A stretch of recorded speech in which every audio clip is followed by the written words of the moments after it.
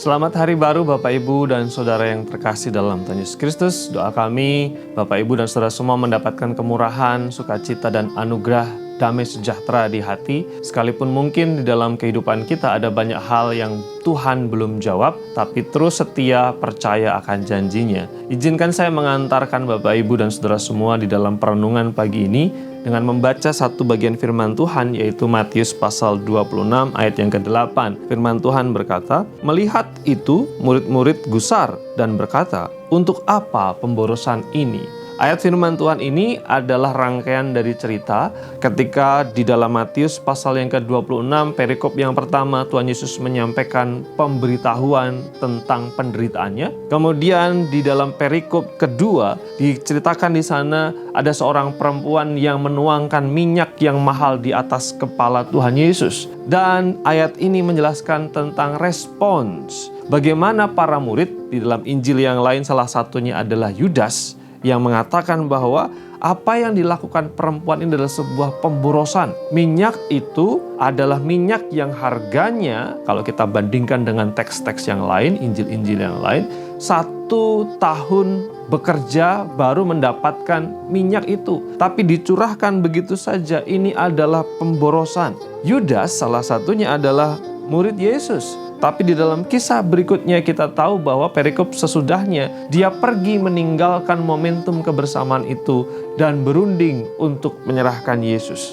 Dia adalah murid yang dekat, dia adalah orang yang bersama-sama dengan Tuhan Yesus dalam pelayanannya mengikuti Yesus, tapi tidak memahami dan mengenal pribadi Yesus. Ini adalah hal yang akan kita pelajari, belajar supaya kita tidak seperti Yudas, yang dekat tapi tidak setia, yang bersama Yesus tapi tidak menjadi milik Yesus. Yudas yang melihat banyak mujizat tapi tidak sungguh-sungguh bertobat. Yudas banyak mendengar firman tapi tidak menyimpan kebenaran. Yudas mengikuti langkahnya, langkah Yesus, tetapi tidak menyerahkan hidupnya, tidak menyerahkan hidup Yudas kepada Yesus. Yudas sangat dekat di meja perjamuan, tapi Yudas sangat jauh untuk memahami dan memaknai pengorbanan. Di dalam bibirnya, melalui mulutnya, dia memanggil Yesus dengan sebutan Rabi, tapi hatinya memilih jalannya sendiri. Dia berjalan bersama dengan sang terang, tapi dia lebih mencintai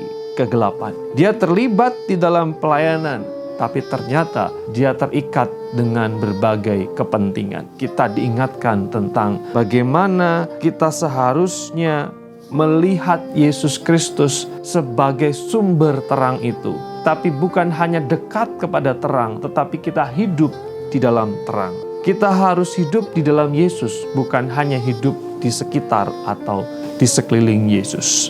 Kita diajar untuk rela dan mau mengambil komitmen, sungguh-sungguh membenamkan diri atau menjadi bagian di dalam kebenaran itu. Sehingga tidak ada momen dan kesempatan dalam perkataan Tuhan Yesus kita ditampi oleh iblis. Kita ditampi, kita disaring sehingga kita pergi keluar dari iman. Tetap setia, tetap percaya kepada Tuhan Yesus. Jangan biarkan berbagai macam godaan, tipu muslihat itu mengalihkan perhatian kita dari iman kita kepada dunia. Mari kita berdoa. Terima kasih Tuhan, kami membawa syukur kepadamu. Kami berdoa, kami diberikan hati yang taat, setia dan berkomitmen untuk memandang Yesus sehingga kami tidak melangkah keluar dari iman dan kasih kami kepadamu. Dalam Kristus Yesus Tuhan, kami berdoa. Amin.